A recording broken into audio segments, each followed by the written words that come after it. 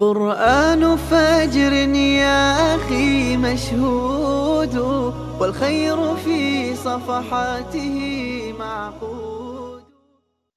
أعوذ بالله من الشيطان الرجيم. بسم الله الرحمن الرحيم. الحمد لله رب العالمين والصلاة والسلام على أشرف الأنبياء والمرسلين وعلى آله وأصحابه أجمعين. رب اشرح لي صدري ويسر لي أمري واحلل عقدة من لساني يفقه قولي. آمين. Bugün aç kalan, içi kap ketken ruhiyet dünyasımızın rızası boğan, bir qetimlik veya ki bir küllük rızası emes, ebedi rızası boğan ruh rızasını tanavul kılış harpsıda bir süreye, yeni bir süreye kadem koymaktayız. Bunun için her bir süre bir qetimlik rıza emes, ömürlük rızadır. Her bir süre bir huşallık emes, bir ömür huşallıktır. Her bir süre bir ümit emes, mum ümittir. Her bir süre bir keşf emes, mınlagan keşftir ve keşfiyattır. Keşfiyattır ki her bir süre insanı keşf kılgını da o insan kainatını keşf kılgan boludu. Bunun için devamlık deyimiz ki vahyi bir yeniden akartış projesidir. Yeniden kurup çıkış projesidir. Vahyi insanı yeniden kurup çıksa, vahyi kurup çıkan o insan ailesini, cemiyetini, avam halkını yeniden kurup çıkar.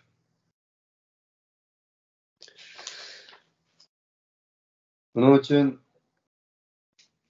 bugün mene bizni kurup çıkmakçı boğan süre ten içinde bizni kütüp turuptu. Süre kütüp turuptu da biz o sürünü şu süre kadar küttük mü? Bu bir sual. Elbette ki benim istiyorum küttük demekte ve inşallah bu bir his duygulan sürünün üzüge kirmekçi bolsak o sürü bosumu 30. sürüdür. Rum sürüsüdür. Dünyaga dağlık insaniyet dünyasının medeniyeti degende Rumluklar medeniyetini desep ötenmegedek derecede beşeriyetke medeniyet takatkan Rumluklar ilahi kelamın içinde hem Rabbani tamgıla olan tilavet kılınmakta.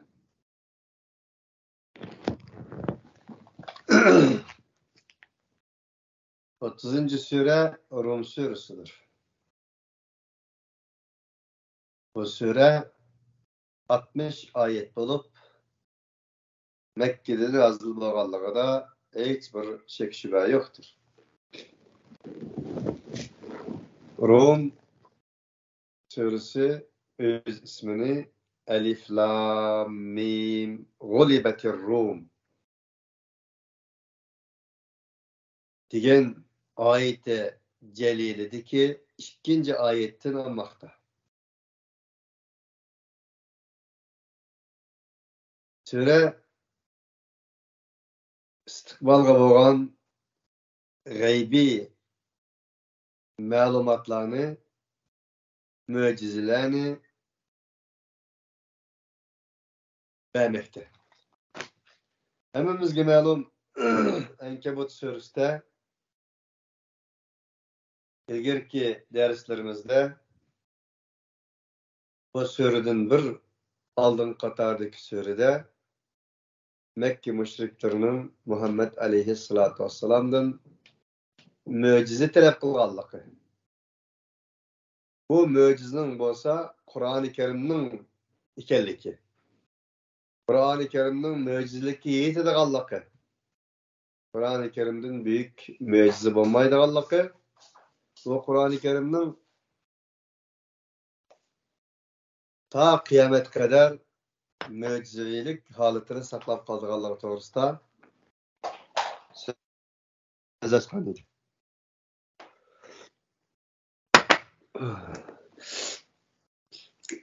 Onun için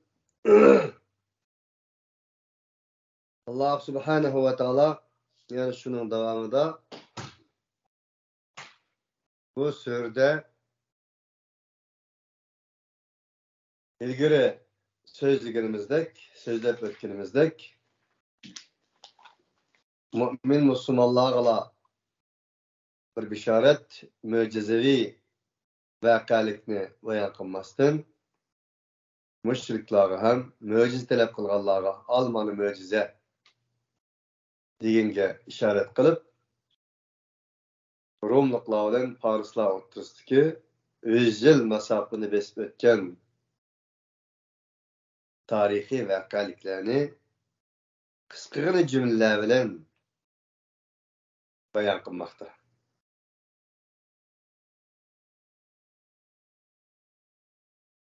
Sure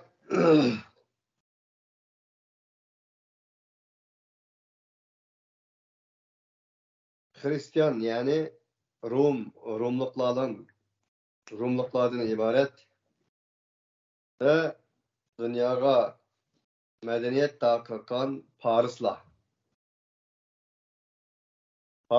ibaret bu koş kutupluk medeniyetlerinin gümrallığından, kıyametinden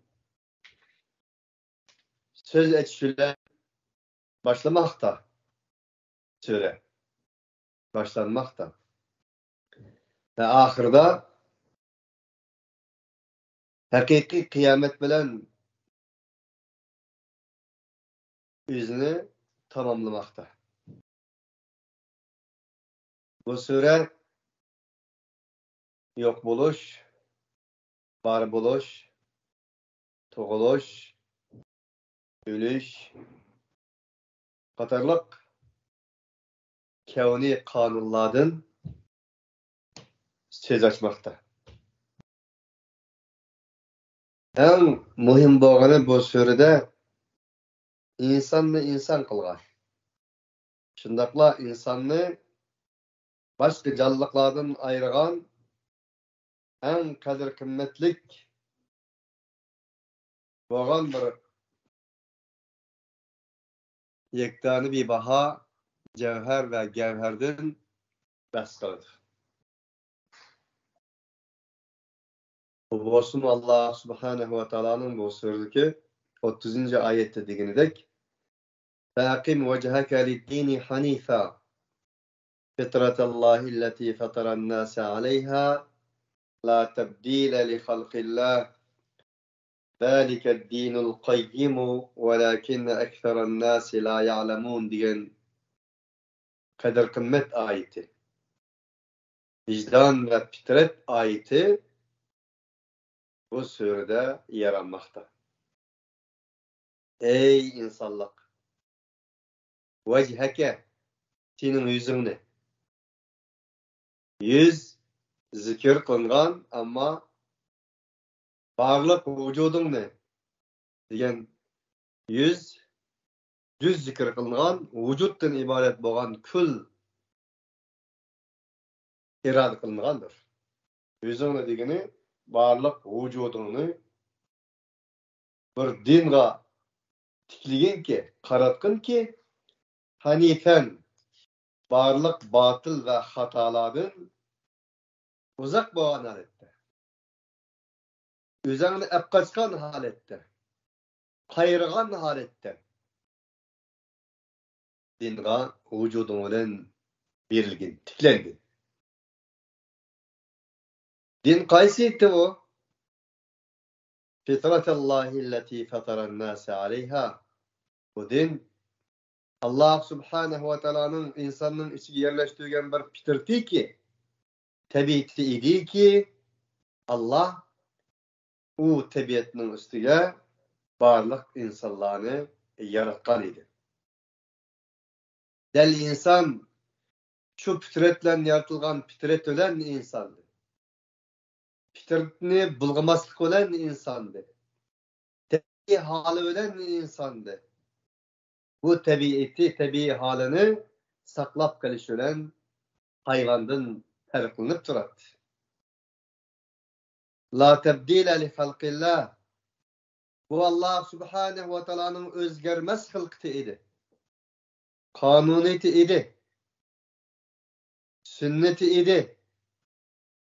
Bunun için ey insan, sen enin üstüge yaratılgan. Enin için yaratılgan. Enin bilen yaratılgan. Öz kadir kımmetini enin bilen saklap kalıdığan. Bu fitretke özüngni, vujudingni tikle.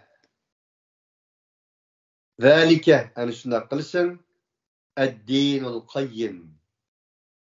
Kımmetlik bir dindir. Mustahkam dindir. Kadir kımmetlik bir dindir. Qayyim. Kıvam. Yani insaniyetinin, beşeriyetinin insaniliğini, ademiliğini daim ayakta tutup turalaydıgan, kadir kımmetini tikligen halette tutup turalaydıgan din mana budur. Onun için din fitrettir. Fitret dindir. Din tabiidir. Din akıldır. Din vicdandır. Din iradedir.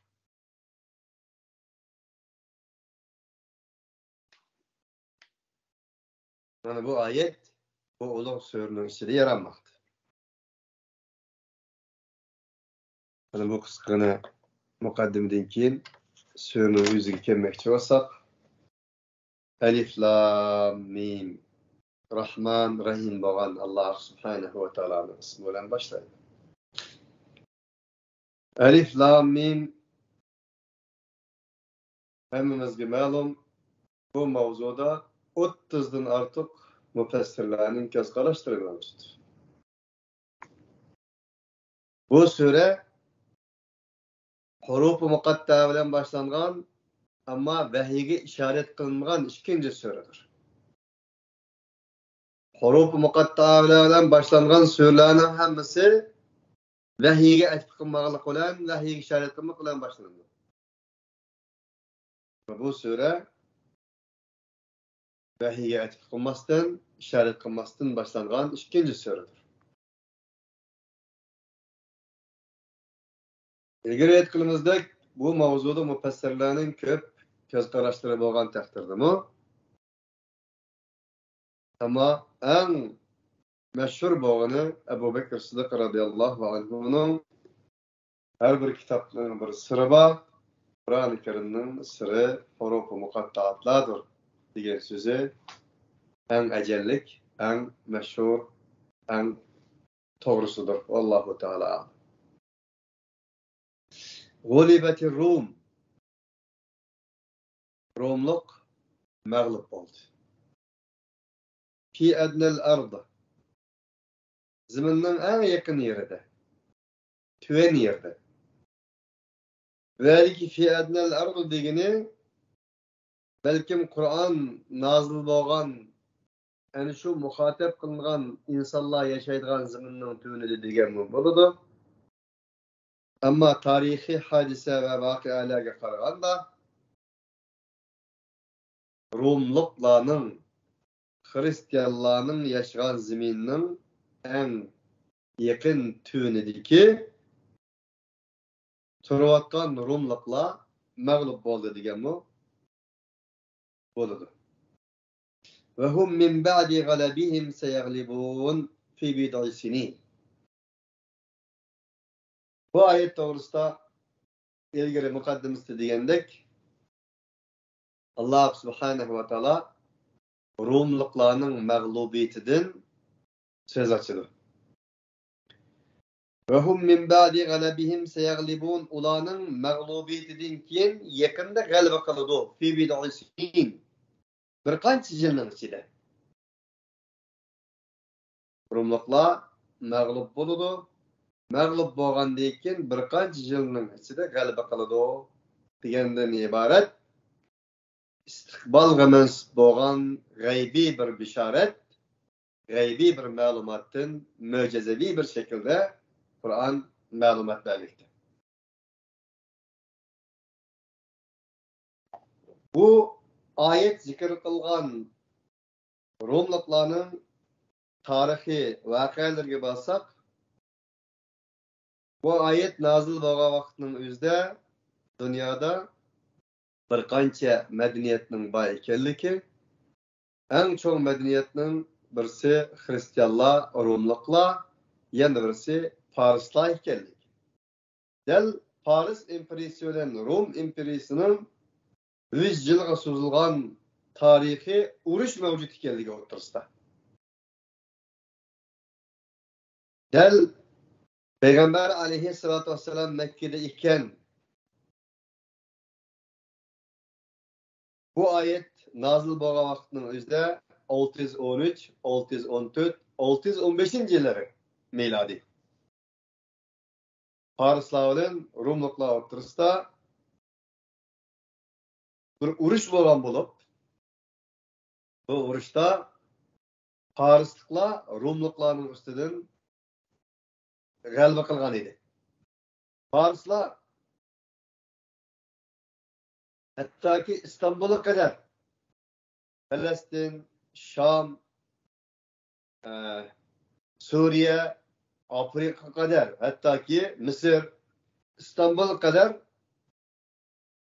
Farisliklar Rumluklardan tatip edip kun sayin g'alaba qilmoqda edi. Bu haber Mekke'de hem taralmakta ve keng ammanın içinde talaş kılınmaktaydı. Mekke müşrikleri özü Buddhist bolganlığı için onun peygamber kelgen ve ehli kitap bolgan Hristiyanlar bilen ko'chirib pishmaydigan ve Paris tarafta davamlı turib kelgan bu ayet nazil bo'lgan chog'da Parislar tarafta turmoqda edi. Chunki Parislar g'alaba qilmoqda edi vaqtda.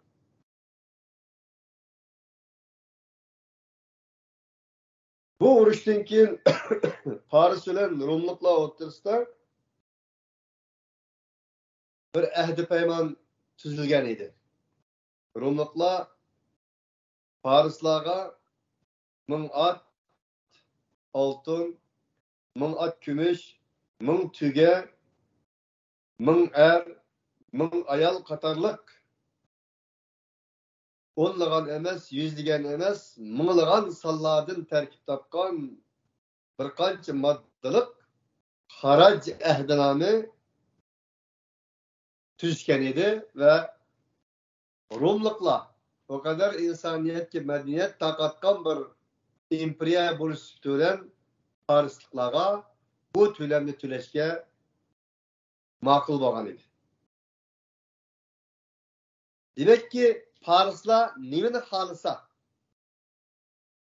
Yani Rumluklar Parislardan nimani xalisa şunu berishga tayyor turgan edi. Amaliyotdan bergan edi.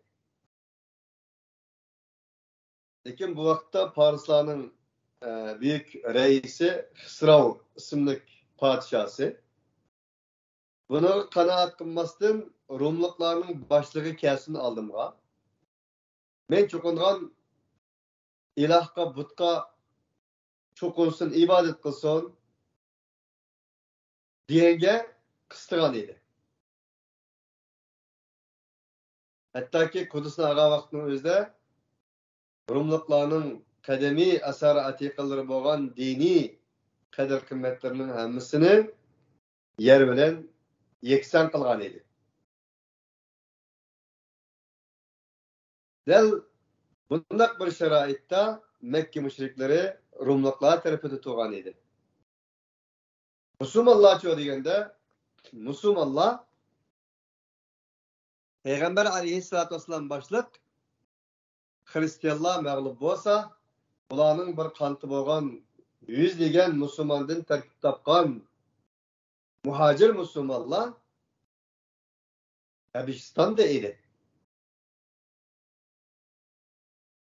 Eğer Hristiyanlar mağlup bulup o'zining uyaga qadar mag'lubiyati beşir kelgan taqdirda bu yer turayotgan musulmonlarning taqdiri nim bo'ladi? Ular nega boradi? Yoki zot ularning taqdiri nim bo'ladi degan endişe musulmonlarda Mekkedeki ve ulug' Peygamberimiz Muhammed aleyhissalatu vesselam'da hem mevcut idi. Bu şundak bir tedirgin alette tuğa vaktinin özüde Allah subhanahu ve taala ulug' Peygamberimiz Muhammed aleyhissalatu vesselam'ga ularning növbeti mağlup bo'lgan bo'lsa-mu Hristiyanlarning bir mezgildan keyin g'alaba qildiganligidan xabar bergan edi ve Peygamber aleyhissalatu vesselam başçılığı musulmonlarning qalbini teskin taptırmakta edi. Degandek, fi bid'i sinin degan bir lafzi mevcut. Bir qancha yilda bid'a degan arab tilida 3 bilan 9 orasidagi sonni belgilaydi. 3 bilan 9 orasidagi sonni belgilaydi. Bu ayet nazil bo'lgan chaqda Allah'tan mo'jiza talab qilgan mushriklar qandoqmi buni tushunarsinki? Hazrat Abu Bakr boshliq musulmonlar buni tantana bilan qo'llagan, quvvatlagan ve bizning tilimizda 5 qo'llab qarshilagan edi. Bundaq bir sharoitda mushriklar bilan Abu Bakr Siddiq o'tirsida bo'libmi mushriklarning kattashi Ubay ibn Xalaf o'tirsida talash tartish bo'lgan edi. Ey Abu Bakr, senin peygamberin bunda bir narsani deb o'tirib chiqibdi hozir endi shundan bo'lamdi bu ko'rmadingmi? Ular degandan Suriya, Misr, hattoki mushu Afrika qatorliq yerlarga kelib Qudusni elib Parislar g'alaba qilgan bo'lsa, sening degan Rumliklarning ularning ustidan mag'lub bo'lgan bo'lsa, ular qandoqmi yani qadr qimmatini tiklab bu mumkin emas deganda Abu Bakr Siddiq ular bilan da'voga tushgan edi. Alloh taolo nima degan bo'lsa shu Allah subhanahu wa taala ular mag'lub bo'lgandan keyin g'alaba qiladi degan bo'lsa, %100 g'alaba qiladi. Bir necha yil degan bo'lsa, u bir necha yilni ular tushunadi. 3 yildan 9 yilning orasida pat% yani Hristiyanlar g'alaba qiladi degan edi. Deganda Abu Ubay ibn Xalaf Abu Bakr Siddiqning qo'lini tutgan edi. Bunda qo's ikkimiz bir bag'lashaylik deb bizning tilimizda. Abu Bakr Siddiq radhiyallohu anhu Peygamber aleyhissalomga yetkazgan chaqda mayli. Haqni haq qilish, batilni yerga urish uchun qo'l qilsam bo'ladi. Deganda necha yil deyman deganda Peygamber aleyhissalom 3 bilan 9 yil orasida 6dan boshlab qancha uzun bolsa, şuncha tüge veya bo'lmasa at qatorliq narsalarni bag'lassang bo'ladi deganda 100 tugi bilan bag'lashib Ubay ibn Halab bilan Abu Bakr Siddiq bu da'voga tushgan edi. Keyin tarix rivoyatlarda 9 yildan keyin Rumliklar ikkinchi qatim Parisliklarga hujum qilib 624-yili ya'ni Peygamber Aleyhisselatü Vesselam'ın Mekke'den Medine'ye hicret kılan vaqtlarında Medine'de bir yıl. Turuş doğru kelgan vaqtlarımızda yani 624-yili Rumliklar Parisliklarga hujum qilib g'alaba qilgan edi. 628-yilga kelgan chaqda Parislarning poytaxtini tarmar qildi Rumliklar. Ve elbette Rumliklarning boshlig'ini bizning yanimizga kelib, bizning ilahlarımızga secde qilish kerak degan so'rovning o'zini asirga olib o'ltirdi. 18 o'g'li ham shu vaqtda o'ltirildi. Keyin Abu Bakr Siddiq radhiyallohu anhu Ubay ibn Halabning varislaridan 100 tugini olganligi rivoyat qilindi. Payg'ambar alayhisolatu vasallamga kelgan chaqda Rasululloh buni al, ama o'zining shaxsiy ish uchun emas, davlat uchun ishlasam bo'ldi, sadaqa qilgan deganda Abu Bakr Siddiq radhiyallohu anhuning o tuglarning hammasini onundan olib sadaqa qilganligi rivoyatda mavjuddir. Demek ki Allah Subhanahu ve Taala'nın bu ayette bir mucizevi haberini belgeligi çıkıp durdu. Lillahil emru min qablu ve min ba'du. Demek barlık akıbetler, buyruklar Allah'a mensuptur. Kim bolsun ya ki ilgiri bolsun. Ve yevme idin yefrahul mu'minun. Ene aş günde Rumluklarının Parislarning ustidan g'alaba qilgan kunida mu'minlar ham xushal bo'lish tegishlik bir kun bo'ladi.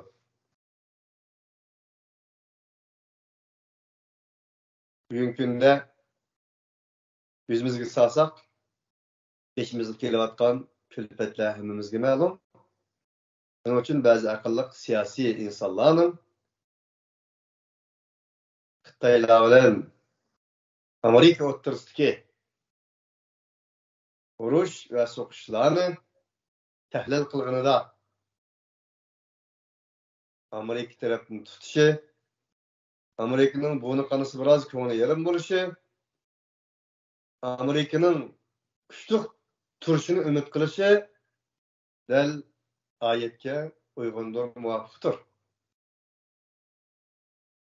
Chunki Alloh va yawma idin yafrahul mu'minun, ana shu kunda mu'minlar xush bo'ladi dedi. Çünkü meyle sizler turayotgan Türkiye olsun, meyle bizimizin şahsi takdiri olsun, Amerika bilan etişdimi, Amerika bilan jirgileşdimi, bizga foyda kelmas. Biz Uyg'urlar insoniyat dunyosining eng bir kesel yeri. İnsaniyat dunyosini bedenge o'xshatsak, bedenning bir kesel yeri biz, yeri, jarohat yeri. Siz yıkılsınız mı? Nereniz bir kanda bir silkensiniz mi? Cerahatiniz ağrıydı. Şunu tegidi. Shuningdek, insoniyat dunyosida nima bir xatarlik bo'lsa, yer tevirsimi bizga ziyon, bizimning buni qilsin bizga ziyon, zarb bo'lsin bizga ziyon, fatosh bo'lsin bizga ziyon, yana bir bo'lsin bizga ziyon. Chunki biz insoniyat dunyosining insan bedenindeki bir yarısı. Çünkü biz ağrıyız. Ama növbette bizni ağırtavatkan, bizni cerahatlendirgen düşmanımız Buddisttir. Xitoydan ibaret Buddisttir. Karşı taraf Hristiyandır. O taraf la dinidir, la kitaptır. Dini yok, kitabı yok, Allah'sı yoktur. Bu tarafның dini var, itikadı var, bir insanlardır. Bunda boğanlık üçün ladini boğan komünistlarning mag'lub bo'lishini kulib, ularning g'alaba qilishida tercih ümit qilishimiz elbette ki ve yevme idin yefrahu. Ve ahiru davana enilhamdülillahi rabbil alemin. Subhaneke Allahumma bihamdik. Şiru la ilahe illa ente nestağfiruke ve netubu ileyk.